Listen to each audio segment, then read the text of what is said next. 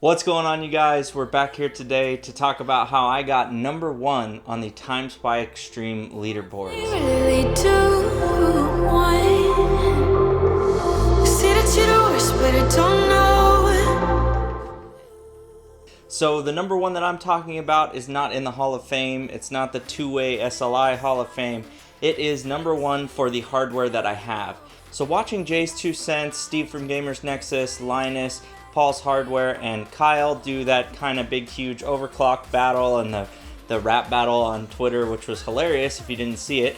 But watching that made me really want to learn how to overclock my system further and make it better, because I have great hardware. I have no reason to upgrade, even though I really want to. Those 2080 Ti's, if they ever come back to a more reasonable price, they're definitely appealing to me, but I don't need to upgrade. So what I decided to do instead was take the hardware that I have, this 1950X and 1080 Ti SLI system, and overclock the snot out of it to where I got the top score in Time Spy Extreme.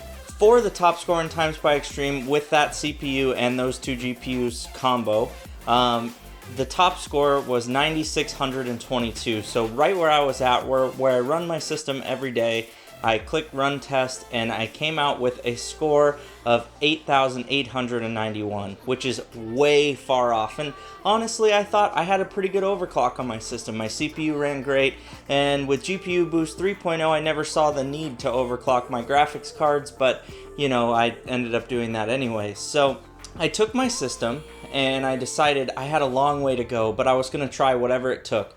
So through the process of downloading MSI Afterburner, overclocking my GPUs, trying to get faster, I realized I was kind of stuck. And so the power limit thing was kind of an issue. I really considered doing the shunt mods that everybody was doing. But first I decided I was going to flash the BIOS with the Asus Strix OC BIOS. And that's supposed to take away the power and temperature limit on the cards. So why not? I decided I was just going to go for it. I flashed the BIOS, everything worked great, and I started to look at what the limiting factor was, and my limiting factor was still power and SLI. So I was looking at my system and I decided I'm going to tear this thing down. I had my cards in the first two slots just because where they were laid out in that case, those were the only spots with screws.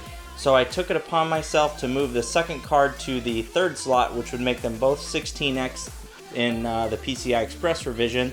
And I didn't change my score at all. So I tried the shunt mod, didn't change my score at all. So then I went in and figured maybe it's my settings. Maybe I'm doing something wrong.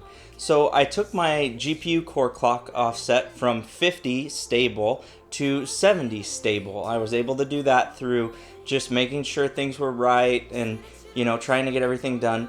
But for some reason, I couldn't get my memory past 295 megahertz offset on the clock. So I decided I was just going to go for it because the incremental jumps weren't doing it for me. So I decided I'm going to double it. So I went up to what double 295 was, which was 590. And it ran fine. So then I was like, maybe there's something different in how this is running. So I was able to take my memory clock all the way up to plus 815 megahertz and made it through the tests. So my final overclocks on my CPU, I went from 4 gigahertz, which is where I run it every day, to 4.075 gigahertz. And I took my memory timings down from the XMP settings of 15, whatever, 35 to 14, 32. I tried to do some tweaking on the secondary and tertiary timings of the RAM, but I couldn't figure it out. I couldn't get it to boot, so I gave up on that dream and just kind of went with auto on everything except for the primary timings. And then I took my GPU clocks to where I said plus 70 megahertz on the core and plus 815 on the memory. And that brought me up to my score being 9,635, which if you look, the next score is 9,622, and the score below that in third is like 9,400 something. So I personally don't know if this test is going to be challenged, but I welcome anybody to try. If you want to ask any questions, because honestly, this was a 2-week process for me outside of my normal job, trying overclocking settings, seeing what works, seeing what doesn't.